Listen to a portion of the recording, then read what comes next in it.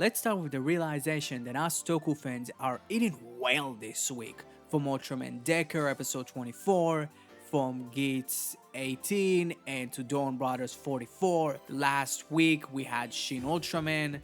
Yeah, it's a great year to be a Tokusatsu fan. But now to the episode. The episode itself wasn't focused on what last week's preview told us, but actually about the Nato trio starting to understand and feel human emotions, from Sonoi actually painting a picture and Sonoza laughing and crying while reading Haruka's manga and telling her it's magnificent, and Sononi is a different kind of story and she's way more of the main focus of this episode. She not only now understands love, but she was wrong to lie to Tsubasa about how to save Natsumi. And when she fully comprehends that what she did was wrong, she jumps in to save Juto, Natsumi / Mio. She was so close to proclaim her love to Tsubasa, but both Sonoza and Sonoi comes in to shoo away Tsubasa, and they try to enforce their laws as Nato onto her because she wants to coexist with the humans. But where they try to kill her, both of them can't, because both of them feel the same way that Sononi feels. And when Kijino finds the wounded Natsumi, she tells him that Tsubasa did it. Kijino tells Tsubasa to meet him, and when they meet, Kijino starts fighting Tsubasa, and Tsubasa starts to fight Kijino. Both of them are so angry and upset they transform and they can't even notice who each other are anymore.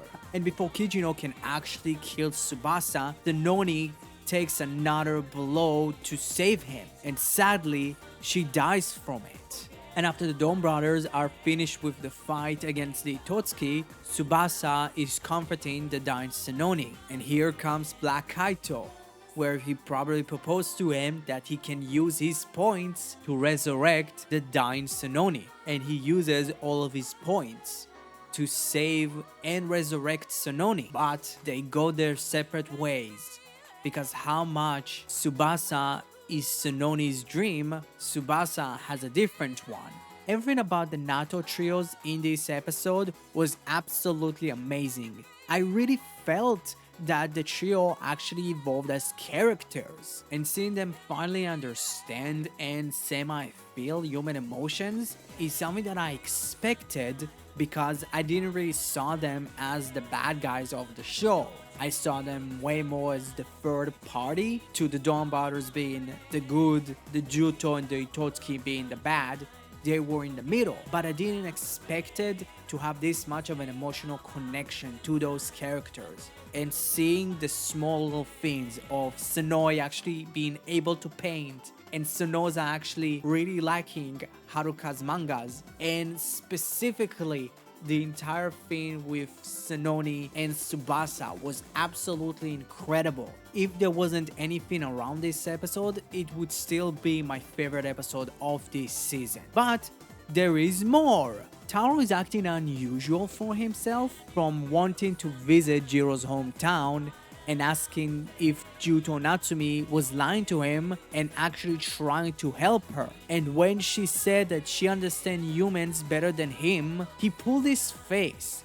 I don't really know how to read it, but I kind of believe it kind of hurt him. I think this moment, and at least this development of Taro, would change him to slowly understand humans more and more. Because if you look at him, let's say next to Jiro understands humans slightly more than Taro. So why Taro is different? The Don clan wanted to coexist with the humans. So it's kind of interesting why Taro is so weird next to everybody else, probably in his clan.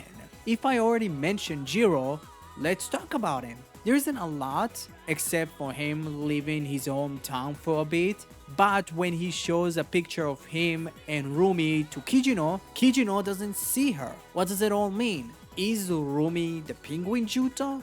Is the entire village the penguin Juto, or at least being controlled by him? Could be interesting, but we don't really know a lot right now. Because here's the thing about Jiro. There is a lot of inconsistency the way he tells his story, and there is a reason for it. It's not inconsistency because of bad writings, it's actually inconsistency because they're trying to tell this weird story of him. So I'm kind of interested of what the hell is going on with him, and next episode looks like it's semi going to be around him, kind of. So I'm very interested learning more and more about Jiro, because in my opinion he's the most interesting character, or at least the second most interesting character out of the entire damn cast. Well, because this episode didn't really pay a lot of attention to it, so do I. We finally got our 6-man transformation, but no one noticed that Tsubasa was Inu. No one. Literally, they transformed like nothing is special about this transformation. It was so casual, like they knew that Inu was Tsubasa, but they didn't. They didn't even notice that Inu was Tsubasa.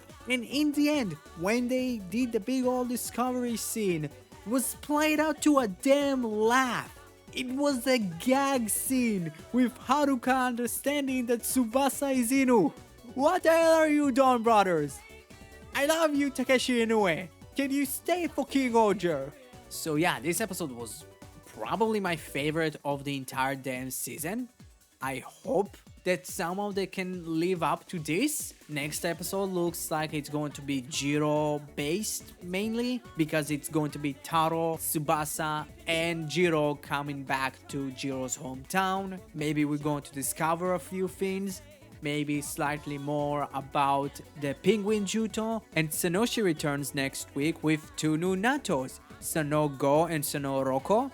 Kinda funny that Sano Roko's actor, his brother is Agamas in Ultraman Decker. It's kind of funny, like both of them are bad guys, pretty much in the same year of Tokusatsu. It's kind of funny. It's a nice little thing that you might not know, but yeah. What you thought about this week's episode? Comment below, let me know. Like the video if you liked it. Subscribe if you didn't. Have a great rest of your day.